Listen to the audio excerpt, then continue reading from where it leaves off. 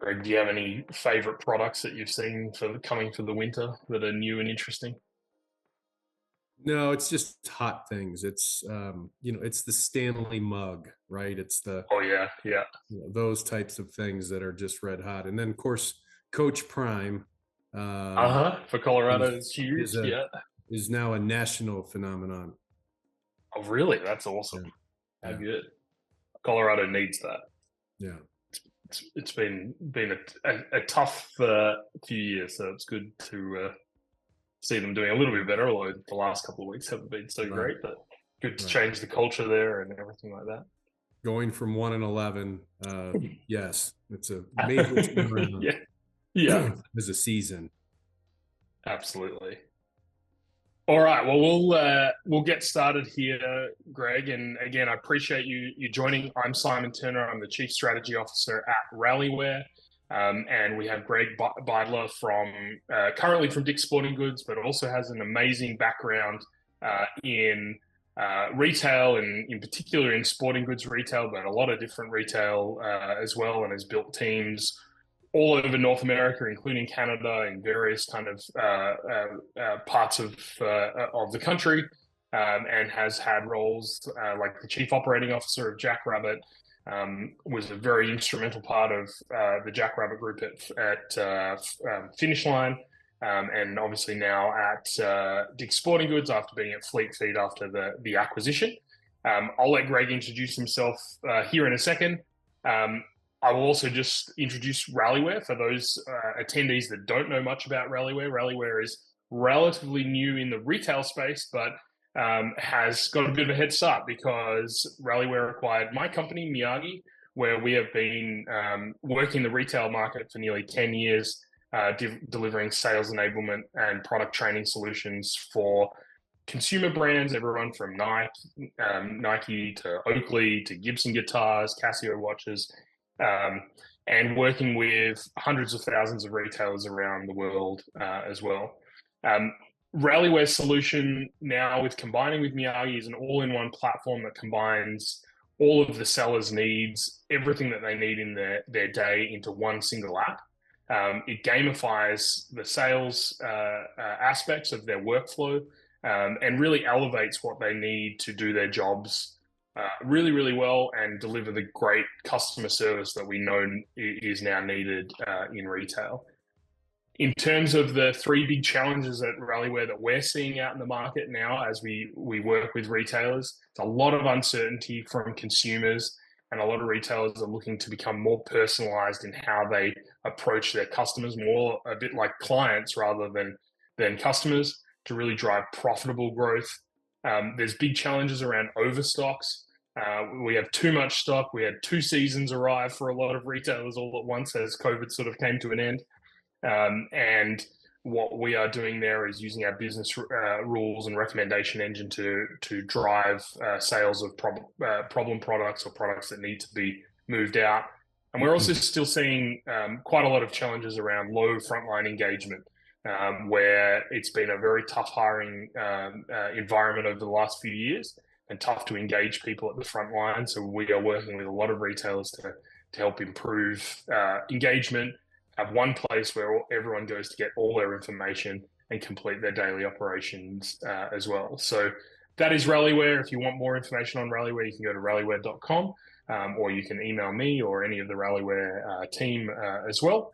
But let's dive into the webinar here, and we're going to be talking much more about frontline performance. So often in retail, there is a lot of focus on operations, the basic operations, a lot of focus on supply chain and that sort of thing. But there's typically been, in the last 10 years, a lot less focus on frontline enablement and performance of that frontline team.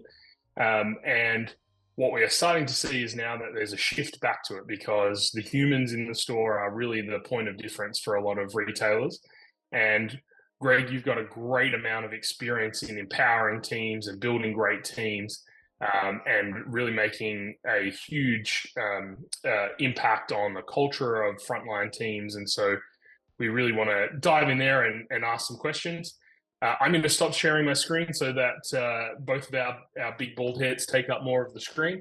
And in terms of while I do that, perhaps, Greg, you can introduce yourself and give the audience a little bit about your history and background in the retail world and how you got to where you are today. Simon, thank you. And thank you, Rallyware. Great to be here today. Listen, I think at the end of the day, I'm just fortunate. I've worked for some great companies over a span of, call it 30 years. And that really has taken me across every state in the US and throughout Canada. I've worked in the footwear industry for companies like Famous Footwear, The Athlete's Foot, The Finish Line, just great companies there. Also in the video game industry with GameStop, both in the US and Canada. So that was a great experience. Sam's Club, Walmart, in the running industry for quite some time, which was with Jackrabbit throughout the U.S. and then also through its acquisition to Fleet Feet 2 years ago. And I'm here today at Dick's Sporting Goods. So just a lot of great companies, a lot of great people, a lot of experiences on the highs and lows, right, of trying to keep people and teammates engaged. And so, it's a lot of great learnings and experiences. I think the ebb and flow is you're always trying to stay ahead of that, right? With just true authenticity. Absolutely. Well, I mean, you've lived a lot of different lives, obviously, in retail. You've worked for all those amazing companies that you've talked about. You've probably had some great teams and some teams that needed to be rebuilt. Do you have a kind of a set of do's and don'ts, I guess, that you typically follow when you're trying to maximize team performance and build a great culture in your frontline teams?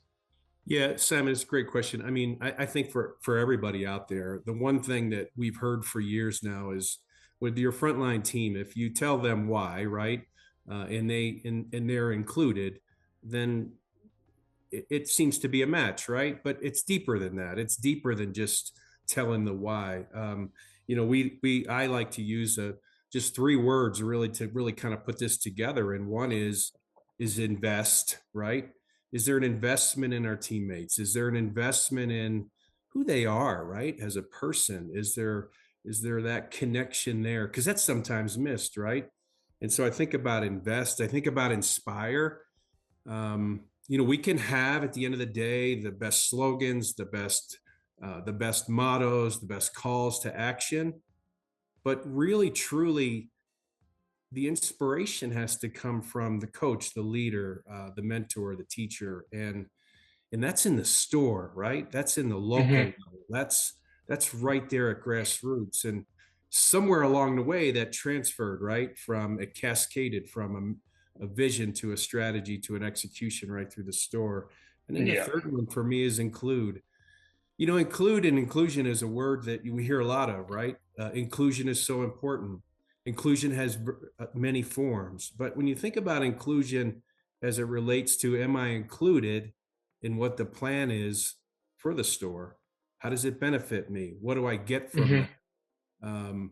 What is my company doing in the community? What do those things look like? And so I really try to just make sure everything's shaped around an investment, right? The inspiration of, and then the inclusion of. And generally those 3 things, if you're really, really authentic, they come through loud and clear. And culturally that can permeate and really grow.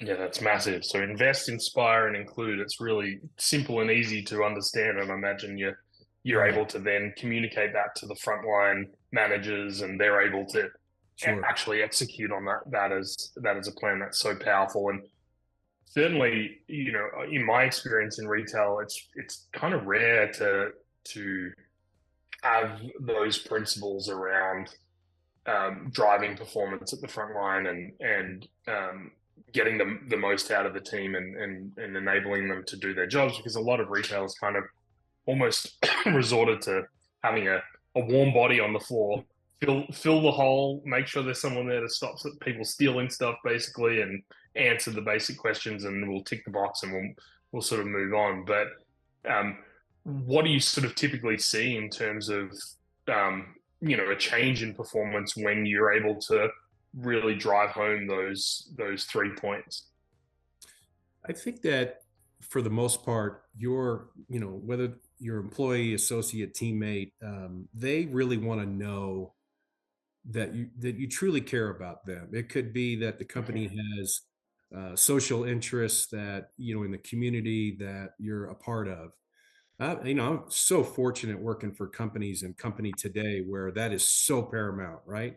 And I Mm-hmm. think because that is a connection point between, the teammate and the company, the employee and the company, that when they go home at night or they talk with a friend or their partner, they know that can have conversation about not just what happened at work today, Yeah. but here's this cool thing my company's doing, or here's this thing my company's a part of.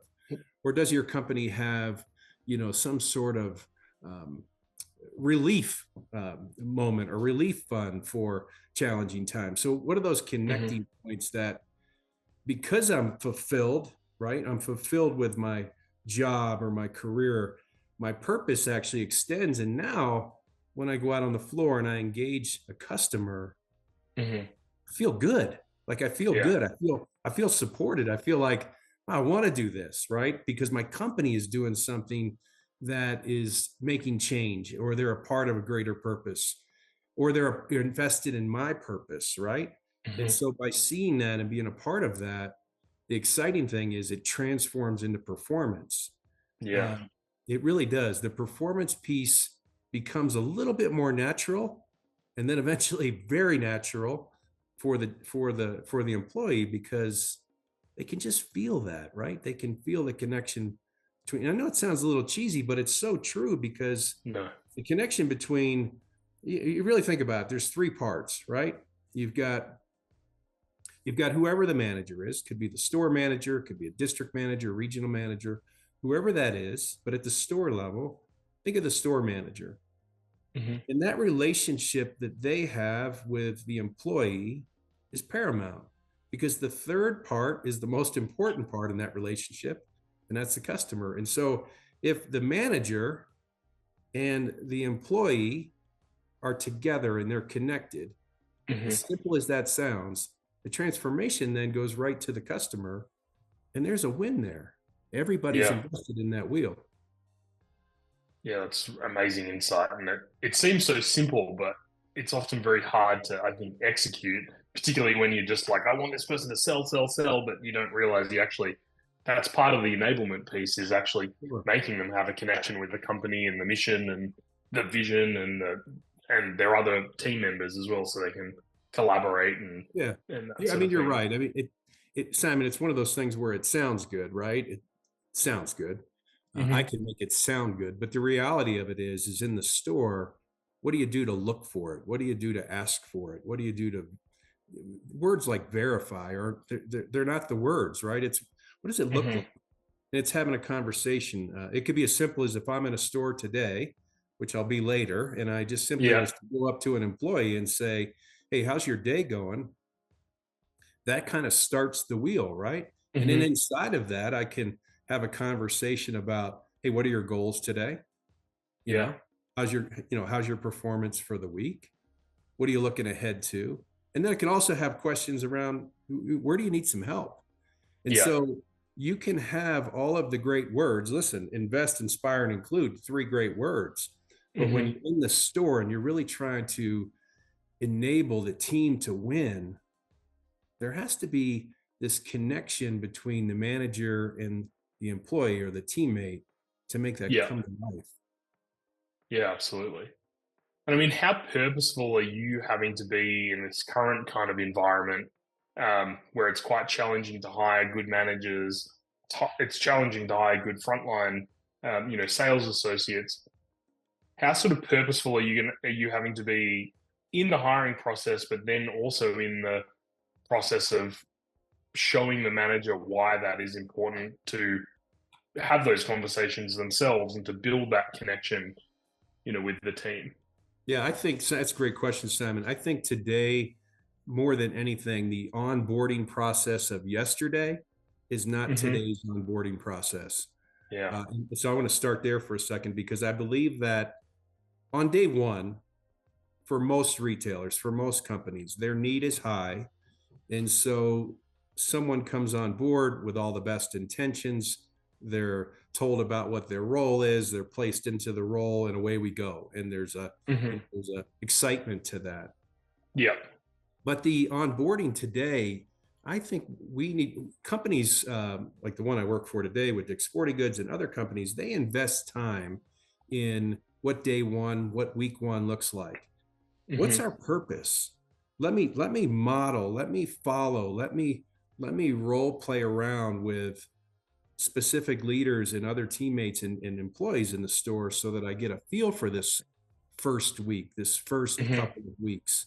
And then give me some things that I can to work on, to model, so that when I am on my own, so to speak, I'm really effective. And there has to be a commitment to the company telling the story, right? What's our connection to the community, right? And what's that look like? Yeah. And and if we invest that at the beginning and don't rush, Simon, look, you've seen a lot of retailers and stores and companies, right? And when they do have a need, there is a rush to fill in most cases, and then a rush to deploy. And if we can be purposeful and say, we're going to take our time, whatever that looks like, and make sure that when we send our employee or associate or teammate out into the spot that we've hired them for, they have a greater understanding of not just their role, but the company, the product, the products, and what the mission is at every level, whether that's part-time, full-time management, whatever that is. Yeah. And the good companies do this really, really well. Yeah. Absolutely. It's super interesting. In terms of the onboarding, what are the sort of tools or processes that you've seen work? Doesn't necessarily just have to be with Dick's Sporting Goods right now, but over the years, what sort of things have you seen kind of work best to build that culture and to sort of methodically kind of make them, be great performers? It's definitely got to be relative. It's got to be modern. Yeah. It's got to be technology involved. It just has to be relevant. The days of go watch a video, read through this for me. Even the companies that moved away from paper to video or modules, right? Those are good steps. But is the content relative, right? Is what you're looking at relative? Will it help me? Is it easy to access, right? I remember working with you at another company, with your platform and the teammates and associates being able to use real-time information, right? Where they could access, brand content, product knowledge, and things like that on the ready, right? Ready to go. So those are really important. And then if you are watching today's version of videos, modules, Dick's Sporting Goods does an amazing job with this, where there is just great relative content and learning moments that apply to every step of your journey. And then you can simply customize that, like great companies do, to the employee. It's you have to be relevant today to keep the teammate here, because they can see that you've invested in them, not just with the product or the tool, but they've invested it because they've made sure the content is specific to the company. Yeah, it's super, super important. I mean, I've still seen retailers that have like the old VHS or even the Betamax tape, that was recorded in the 1990s. And they say, I'll go into the lunchroom, watch this, read the old dusty manual, and that's kind of your onboarding. But when we see the best retailers, like Dick's Sporting Goods, where they create these kind of journeys that will have video learning, they might have product interaction, they might have a learning moment where they have to verify they've done and upload something. We see these pathways, and they're so much more powerful than you would have otherwise previously had. And also, you're able to, with technology, able to balance a little bit in terms of the strain on the manager or the department head or that sort of thing. Because quite a lot of retailers just say, well, hey, shadow the manager, or the manager can do all of the onboarding and training, but the manager also has like a whole another job to do, and Sure. there might be 5 people to onboard, and they're not always on at the same time, and that sort of thing. So it's kind of finding that balance. I think that we've seen when retailers find that balance, it becomes super powerful, and you get a much longer tenure, and you get a much more productive person. I guess on the contrary, have you seen anything that sort of hasn't worked, or has been, a big, challenging thing, that maybe someone has thought maybe was a good idea, but, whether that be in onboarding or whether that be in any other kind of enablement that's kind of not worked out in your opinion? I don't know that I could say it was a particular function or Uh-huh. platform as much as the first thing I think about when you ask that question, quite honestly, is I think about committing the resource first. Hmm. I believe, so let me try to get back to your question. I believe one of the barriers that a lot of companies face, I'm fortunate I don't see that today, but Yeah. in the previous company, I've seen this where we could actually expense ourselves down and lose some of the training opportunity for the team. Hmm. And in doing that, we do not look, the employee, the teammate, the associate can see that if I said to you, Simon, we've got some content we want you to, improve your knowledge on. Please go take a look at these platforms and videos. And, this is a 3-hour block for you. Uh-huh. But if when I return from my 3-hour block in the store of that time of dedicated training and I come back and I'm now 3 hours behind because Hmm. it wasn't planned for or wasn't budgeted or it wasn't allocated, right? Yeah.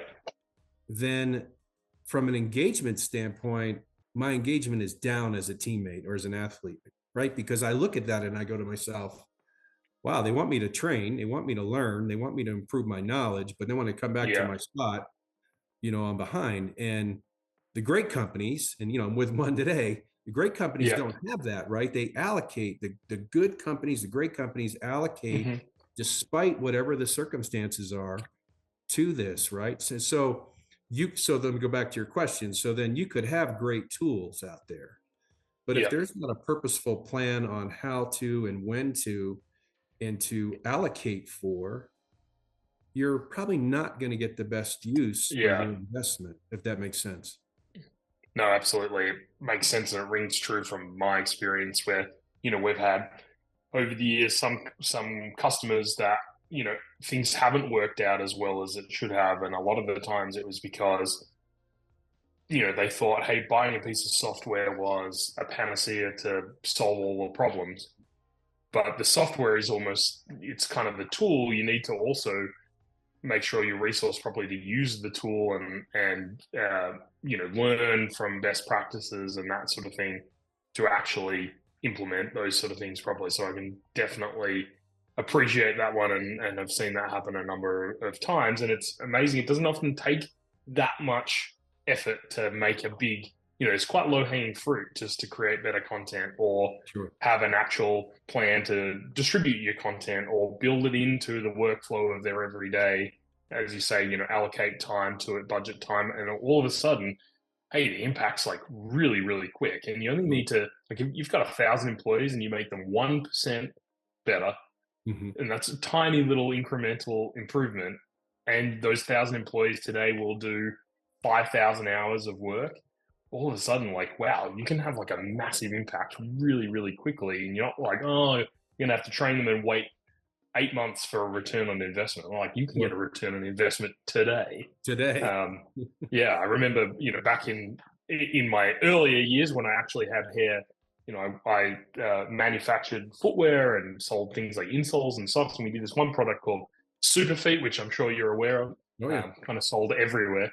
So I was the distributor and licensee down in Australia, and we would go in and do a training at 8 o'clock in the morning, at a big store, similar to a Dick's Sporting Goods store. We would do the training at 8 o'clock in the morning.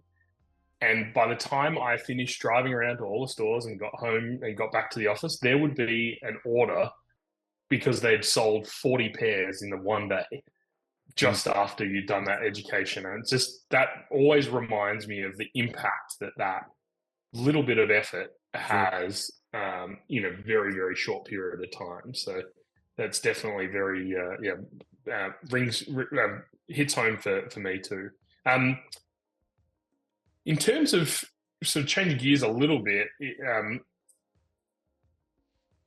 what sort of tools do you see, and it doesn't necessarily have to be things like Rallyware or Miyagi, which you've had experience with in the past, but what kind of levers or tools do you see at the disposal of the frontline leaders, like the store managers and the regional managers or district managers?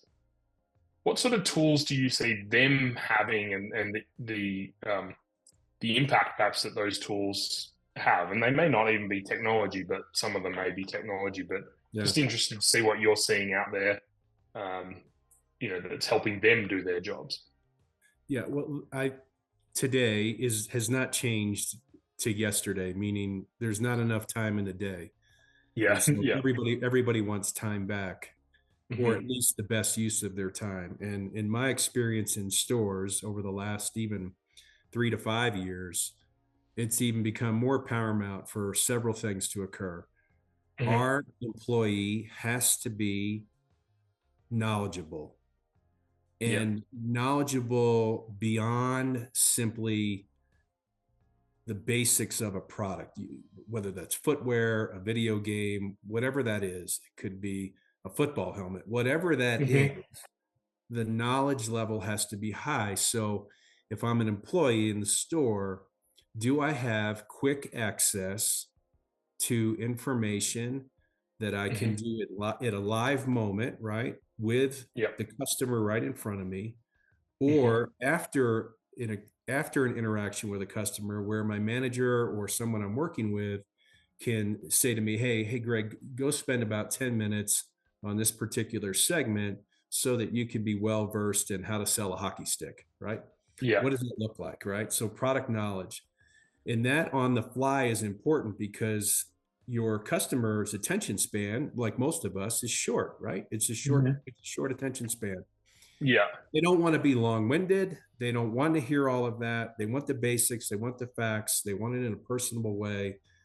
And they want to trust you as an authority, right, for their purchase. The second is, if I'm in a hurry and I want to check out quickly, do you have technology, a mobile POS, a queue or a line buster that simply can get me out quickly, right? See the line is backed up. You have 6 registers. It's all backed up. How do I get out of here, right? How do I get in? I've got to go. I've got a game to go to. I've got 3 kids in the car, right? Those kind of things. So those are big, the mobile POS, right? And then the third is, and this is prevalent everywhere, right? But the great companies do it really well. If you don't have what I'm looking for, can we order it? And can we do it in a way where we can kind of see this together? I worked for a company once, Simon. They did a great job with ordering for the customer if it wasn't available in the store, but the terminal did not face the customer. So you would be on one side, they'd be on the other side. They didn't want to come to your side because of the equipment, if you would, right? In the modern day, retailers have tools, right, where the customer and the employee can stand there together, actually literally browse through the entire selection of the company, order what they need. The customer feels good because if you want to stop at any moment and cue in on a particular item, you can pull up the product knowledge or benefits of it and sell the product. And so when I think about 3 key things, I've got to be able to get in and out quickly through a mobile POS opportunity, right? I need product knowledge for myself as an employee so that I can learn quickly or answer a question quickly. And it's simply, if you don't have it, I need to be able to order it, but do it in a way that's modern, right? Do it in a way that is interactive for both the employee and and also the customer. Long answer, sorry, but it's a No, that's perfect. very passionate subject for me, because this is about, this impacts engagement. It really Yep. does, because if the employee can see these tools around them and they Hmm. are functioning and they work and they're really good and easy to use and they're cool and they're whatever we want to call them, it makes a Yeah, huge difference absolutely. And they're used to working with technology in their everyday life. And in then your if life. they Right, feel like they're going back in time when they go to their employer and, right. got an old dot matrix printer or Yeah, something like that, they're like, yeah. I'm not terribly Listen, engaged here. I'm so thankful where I am today, because the technology is amazing. Uh-huh. Yeah, absolutely. It makes a big difference. And again, a lot of what you're saying sort of rings true from what we're seeing, where, you know, the sales associate usually would have been kind of constrained and not being able to use a mobile device on the floor previously, and Mhm. now all of a sudden they're able to use a mobile device on the floor. They can clientele almost with the customer, and as you say, like inventory is not always in the store at that one time. So how do we make sure the customer gets what they want as soon as possible? Well, we can now do it with, order or ship to store or ship Mhm. to home. And even as an extension to that with Rallyware, one of the things we're seeing that some retailers are adopting is we have a built-in CRM, and essentially the sales associate that serves you on the floor can then become your account manager Mhm. effectively, and Sure. they can text you and follow up with you. And there's some retailers, even online retailers like backcountry.com does a good job of this with following you up. Like I just got this morning an email asking if I want to buy a new bike, because the bike that I bought from them 2 years ago, like literally to the day, they must have some sort of timer that's going off. And they're supporting me like a client, and my lifetime customer value is probably pretty high because I'm a sucker for good service like that. But we're certainly seeing more and more retailers embrace that because footfall's going down. So you got to kind of make the most out of every customer that's coming in, and that's your competitive advantage. You're never going to be able to compete against Amazon and their fast delivery times and all that sort of stuff, but you can provide this sort of almost like guest experience and as you said before, a sort of trusted advisor Mhm. type experience. And the technology now is here to do that. Sure. It's not a pipe dream. Yeah. It's reality. So Yeah. um, one of the other things, and you've had a lot of experience with this, and this is sort of how we got connected. But quite often, the performance is left to the retailer to deal with, but the retailer has brand partners or vendors that provide products, and there's varying degrees of support that we've sort of seen. What have you sort of seen, whether it be via technology or other means, where brand partners have supported that performance maximization or frontline enablement? What are some of the things that you've seen your brand partners do to drive performance? Because in the end, it's a partnership. The Sure. retailer and brand relationship has to be kind of symbiotic rather than confrontational or adversarial. So, what have you seen that has really been additive, I guess, to the relationship and to the performance of the frontline team? Yeah, I think the best example I could probably give you is coming out of the last 7 years in the running industry. The Hmm. running industry is highly interactive, and the great brands that really work great with stores and employees Hmm. have really moved the needle. And during that time period, and they still do today, but we moved it together. So, for example, Yep. if you were in a specialty running store, for example, Hmm. yesterday's brand partner would have stopped by the location or locations and gotten the team together and talked to them about new products coming and new features and benefits, and we'd have Hmm. a great class, and we'd have some coffee and some breakfast, and then we'd open up the store, and we take care of the customers coming in. Yep. But it has to be more than that. And so there's partners out there today that do a really great job of taking that experience and making it interactive, so that Hmm. there is a combination of um, that, picture that same setting in that running store, if you would, right? And now Yep. this modern process happens where we're talking about the product, then we're putting the product on, we're going out for a run with that product on, Yeah. we're coming back to talk about how that product felt, right? We're then looking at a lot of information on the technical side post run, because Hmm. now we've experienced it, we've tried it on, we've felt it. And Yeah. now as an employee, even if I just work 20 hours a week, now I'm engaged. I'm Hmm. engaged into the content, and that brand partner is generally showing, some information that they brought along. It's not just speak, right? Yep. They're doing some practical demo of the features and benefits, that Yep. because now it's relative to me, because I just ran in it, I just wore it, I Hmm. just tried it on, and now the content comes to life to me. It comes to life. Hmm. Now, when I engage the customer coming in, I can say, hey, this brand was in the other day. We did this demo. We went out on a run for it. Let me tell you Yeah. how this midsole is actually constructed. Let me tell you why it's built like this, right? And you're Yep. stepping back, Simon, and you're looking at this, 21-year-old, college student that's working 20 hours a week. And you're like, wow, like, look how engaged they are, Yeah. with that. And so it is this combination of not just tell me about the product from the brand, Yep. but it's the brand being involved. And then it's when that store opens, those Hmm. great brands are there with the team, right? And they're there with the team to interact that, advise that, tip, suggest that, role play that, skill practice Yep. that. It's The running industry is fabulous for this. They do a great job of this. I see it Hmm. now, in other platforms. In the video game industry, then it was very similar. You would have those interactive moments, but Yeah. today, the big brands, the powerful brands, even the smaller and up and coming brands, they're very invested in making sure their content is real and you can Yep. experience it in some way. Totally.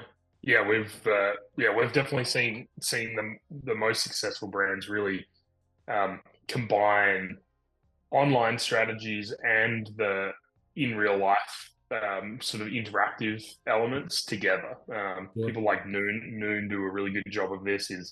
They'll provide everyone in the store samples of the product to use. They'll provide product for the weekly store run in the running industry, for instance. And then they'll connect all of that with online content because the rep's not going to be there every week or even every month. It might be they're there twice a year, and Right. so they've got this constant kind of support that they're providing to the retailer, not just once a year or not at all. All of a sudden, it becomes this sort of partnership Yeah. to get it done and engage that frontline employee, and it's pretty powerful. So we've certainly seen some real success in that. Some products it's harder to experience. We work with a lot of agriculture brands, can't really experience Right. fertilizer. Right. Right. Um, Right. but a lot of these guys do a really, really good job. There's a seed brand called DLF that does a really good job of in their training is actually sending people to go out and dig up the dirt and look at this and match this to the content that's online. It's been pretty interesting, and it's cool to see brands actually doing that now. Mhm. 7 or 8 years ago when we started Miyagi, we didn't see a lot of that. That was like a little bit harder to do, and now thankfully, with technology has advanced and people's understanding has advanced, it's been possible to do all that. So yeah, I love that interactivity. Um, I'm going to ask the audience now if anyone's got any questions. We've already got a few that I've been sent through. If you are in the audience and you want to ask any questions of Greg, please post them into the question part here on the Zoom webinar app. Greg, is there anything else that you think is important around frontline enablement and performance and culture that we haven't talked about yet today that we should dive into in the last sort of 5 minutes or so? Yeah, if it's okay, I think one of the Yeah. things that you have to do today is get a get us. There's two things I wanted to bring up. One is, a lot of companies have engagement surveys, right? Hmm. A lot of companies still do the annual engagement survey. Tell us how we did. The really good companies do that with more frequency. Yep. literally in some cases by, every 2 months or quarterly. Hmm. And their questions are designed more around what tools do you need? What Hmm. tools do you need? They're sure you have those questions in there, like, how do you feel and those types of Yeah. things. Those are wonderful. Those are important. But we're also asking questions around what do you need to do what you do better, right? What do you need to Yep. do better? And so I wanted to mention that, and I know that's common in a lot of great companies. The other one I wanted to mention too is in the store on a daily basis, do you have a process, a real process, not once in a while, but a real process on connecting with your employees when they arrive for a shift or they leave for a shift? Hmm. Is Yeah.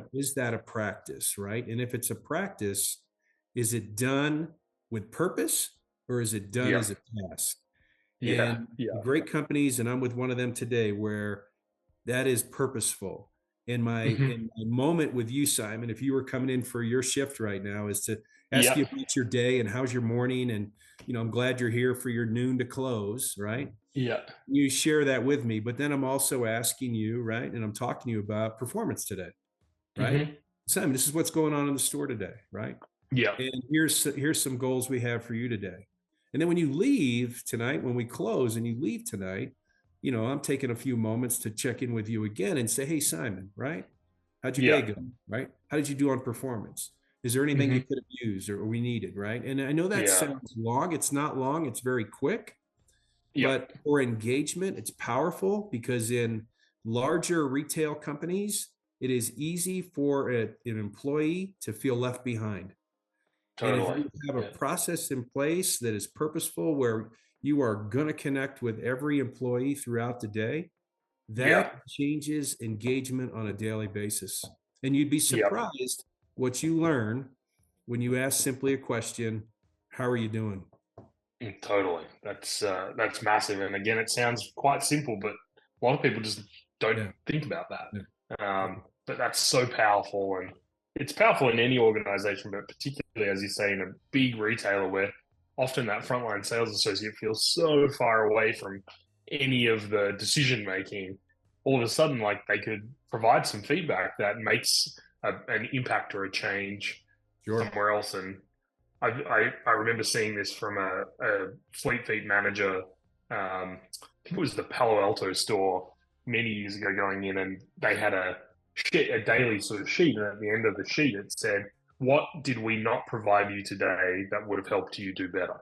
Mhm. Um, and I looked at some of them, and some of it was we're out of stock of this product, or we need a different range of socks because this stock didn't fit right.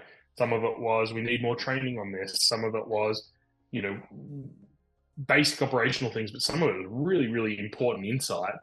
And I remember talking to the manager, and she said all she has to do is take that bit of feedback, make a change sometime in the next couple of weeks, and she does that once or twice, and all of a sudden the employee's very bought in because they're having an impact, and it's really cool that you are seeing that and you're able to do that at a large retailer, because often they don't want the feedback from the front line as much because You it's need it. kind of like all the bad stuff we'll just stick our head in the sand and we'll leave it down there. But it's really cool to have a culture like that.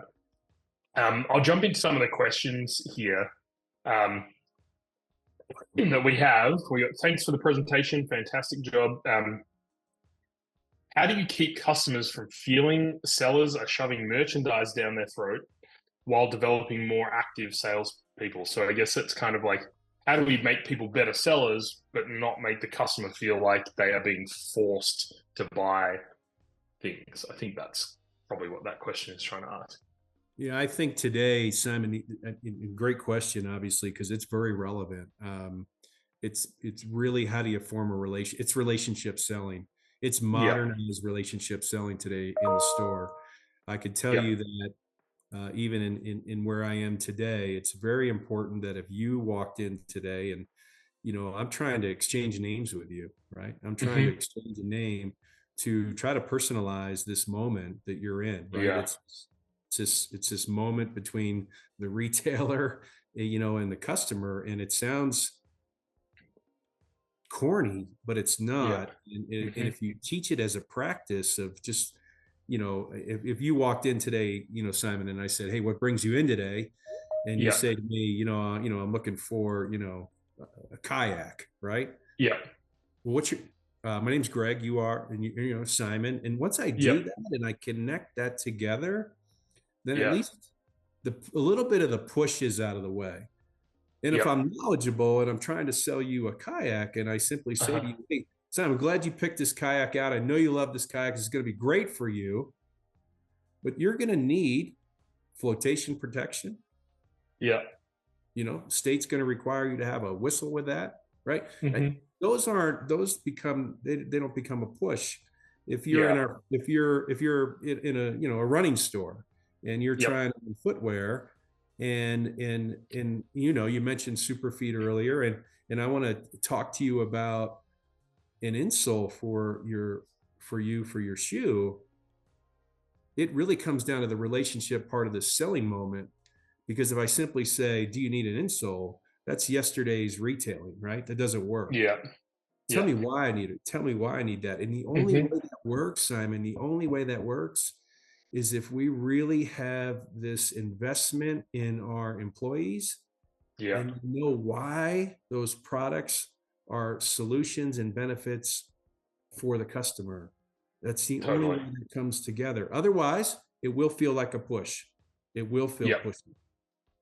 Yeah. No, I think that is very, very true. And um, certainly something that I always found when you didn't have the time to build the rapport with the customer on the floor. And, back in my day, I was selling ski boots and you're rushing to do that. And it was very hard to sell them the extras that would make the experience so much better. And they just paid $5,000 of accommodation and thousands of dollars of flights to get here. And then they're buying a pair of ski boots. And if they're missing the insole, for instance, or the athletic, they're not going to be as good. But if you didn't have that rapport built with the customer, it's very hard to not feel like you're just pushing them to buy more, more, more, more, more, rather than, hey, well, I'm going to make your experience a lot better Yeah, here. So, I just would add, I mean, I think today a retailer has to be very purposeful in how they greet customers coming hmm. in. This is Yeah, not about just simply hello, right? yeah, Um, the majority of customers today are shopping destination and they're shopping for a purpose. Their hmm, personality, they may be inverted, right? They might naturally be outgoing, right? yeah, And so it's easy, right? Even today in 2023, it's easy for a customer to say, I'm just looking. yeah, And and if the retailer just simply stops at that, hmm, that's a miss in the moment, right? That's a miss in yeah, its connection. And as I said earlier in this, time is precious for everyone. So in that same yeah, interaction, if you walked in and I could tell that you came in quickly, right? And I said, hey, Greg, your name's Simon, and you're like, I'm in a hurry. I just want to go look at a kayak real quick. Hey, I'm going to be real close by. If you have any questions, I'll be right yeah, here. And oh, by the way, if you don't see it, we can order it. And yeah, that at least starts something foundational for the next hmm, step. yeah. That's so huge and just again so simple, but often overlooked. We'll do one last question because I know we're running up on time here. The question is, how do you maximize productivity without creating burnout? That's a big problem for us at their retailer. So, I guess, how do you balance driving performance and making people more productive without burning them out? Particularly in an environment where often stores are short staffed and that sort of thing. What's your experience with that? That's a great question. It's a real challenge for many people. I think number one, it starts with whether that's a small company, large retailer, whoever that is. Hmm. We have got to provide our employees the ability to take time off when they need to take time off. And I Yeah. know that's one of those sounds nice, right? How do you do Yeah. it? Yeah. But it's also foundational that, the days of going through holiday periods like, Black Friday through December 25th, no one's Yeah. off. It doesn't work Uh-huh. anymore. It doesn't work anymore. Hmm. If you have, employees that need a week off, it's the first week of December and it works for the business. let them be off. Let them be Yeah. off. It matters, right? Having programs in place where pre-busy periods, employees can take required time off. I think the Yeah. other part of that question, though, the reality of that question is, you know, if a store is low on staff, Hmm. how do I stop? You know, how do I make this situation better? And Yeah. I think that really comes down to, if you're a single store operator, very big challenge. If you're a Hmm. multi-store operator and you have resources to interchange from location to location, Yeah. that again, that's one of those ones where it sounds nice. But Yeah. if your company is purposeful and you allow for, let's say we have a shortage in store X of a leader, Hmm. and that's creating a strain in the store because everybody now is working more. Hmm. If you have a company in which you will allow your employees to go into stretch assignments, to go into roles that they're not currently in, to move over Yeah. to another location in a stretch assignment, be compensated for, and gain that experience. If you have those rotational type Hmm. experiences available in your company, Yeah. it does help dramatically in those moments. And then I think the third is probably the most important. Hmm. Your employer today has to have great social media presence for Yeah. recruiting and Yeah. looking for talent. And they Yeah. have to have technology for that. And it has to be relevant and real Hmm. because look, it's one thing hasn't changed from 2023 to 2018 or 2013 or 2008. And that is that all of the great employees are working Hmm. somewhere. They're working Yep. somewhere. Yeah. And then there's a whole other group of people that are looking, they're trying to find that opportunity. And how do we find them? How do we connect them? And how do we get them here? So the root Totally. cause is trying to find the talent. The real problem in that question, though, and that's I can relate to that question a lot, is Hmm. how do we stop the burnout? And we've just got to continue to be very humble and help and support, and also recognize and talk about ways to improve the situation at that location or stores. Yeah. No, super, super important. And yeah, very, very good points. And interesting you said about the social media thing. We work with a big furniture retailer, and when they started putting onto their social media the enablement and training and technology that their sales team got to use, um, they had a much better Mm, recruitment rate of good people and close rate of candidates and stuff like that, because they felt like they could be supported where it was otherwise sort of hidden behind, and no one knew that, they had all these tools and it was a modern workplace and they had the benefits of being able to take paid time off and that sort of thing.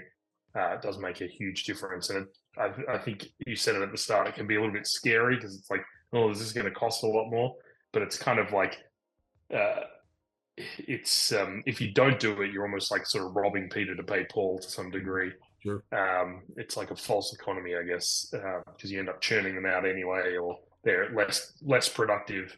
Um, I'll bring up one last analogy, and I used to, when I was quite young, in my teenage years, worked in a ski store, and we used to have a policy of you had to work Boxing Day, which is the day after Christmas, which is a big sale day in Australia where I'm from, and we changed it one year to it was all volunteer. If you wanted to work, you could.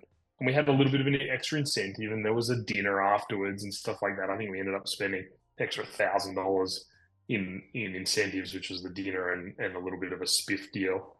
We did 126% growth in sales from the previous year, just because people that were on were engaged and excited, and there was a little bit of an incentive, tiny little incentive involved. I think we were giving away free products basically. And it's just amazing when you do have engaged people that want to be there.